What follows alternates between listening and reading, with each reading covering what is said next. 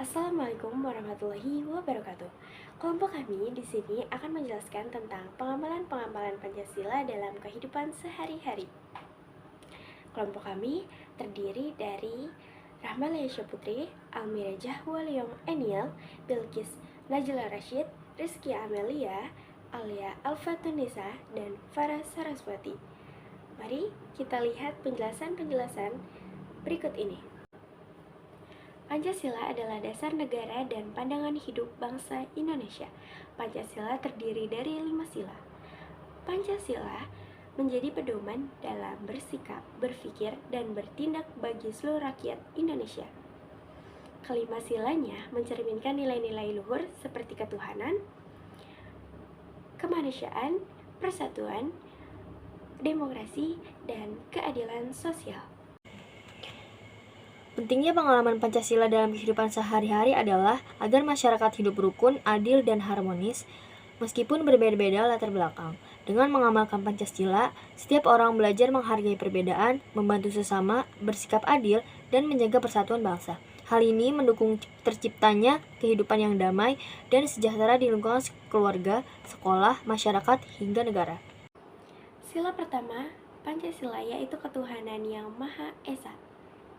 Dalam kehidupan sehari-hari dapat diterapkan dengan berbagai cara, seperti menghargai atau menghormati agama atau kepercayaan orang lain, beribadah sesuai dengan kepercayaan masing-masing, dan menjaga kerukunan antar umat beragama.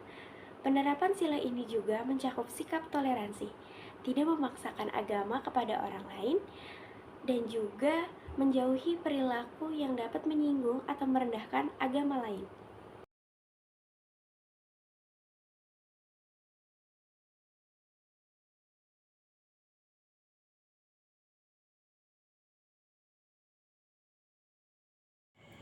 Sila ini menekankan bahwa setiap manusia harus diperlakukan secara adil dan bermartabat, tanpa membeda-bedakan latar belakang.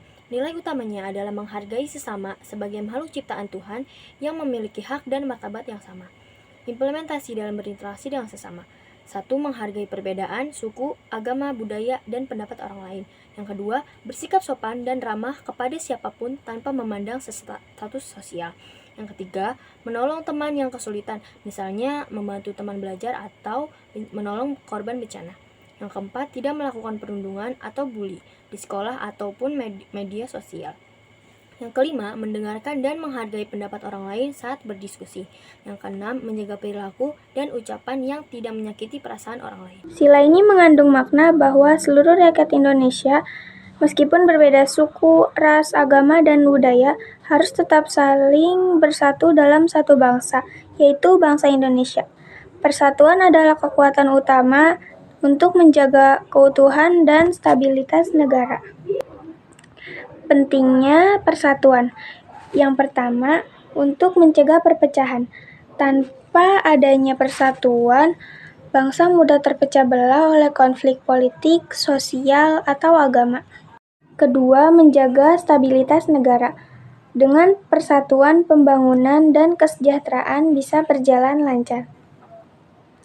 Ketiga, memperkuat identitas nasional. Persatuan menumbuhkan rasa bangga sebagai bangsa Indonesia. Yang keempat, mengatasi masalah bersama. Persatuan mempermudah masyarakat dalam menghadapi bencana, krisis, atau tantangan global. Keempat, kerakyatan yang dipimpin oleh hikmat kebijaksanaan dalam permusyawaratan dan perwakilan. Sila ini mengandung makna bahwa kekuasaan pemerintahan berasal dari rakyat, dilaksanakan dengan cara musyawarah melalui wakil-wakil rakyat, dan keputusan diambil dengan bijaksana untuk kepentingan bersama. Implementasi dalam sistem pemerintahan. 1. Demokrasi perwakilan. Rakyat memilih wakil-wakilnya melalui pemilu untuk duduk di lembaga seperti DPR, DPD, dan DPRD. Yang kedua, musyawarah di parlemen. Setiap kebijakan dan undang-undang dibahas melalui proses musyawarah, bukan keputusan sepihak. Ketiga, kepemimpinan yang bijaksana. Pemimpin negara diharapkan mengedepankan kepentingan rakyat, bukan kepentingan pribadi atau golongan. Sila kelima, keadilan sosial bagi seluruh rakyat Indonesia. Sila kelima ini mengandung makna bahwa seluruh rakyat Indonesia berhak mendapatkan perlakuan yang adil dalam berbagai aspek kehidupan seperti ekonomi, pendidikan, hukum, dan kesejahteraan.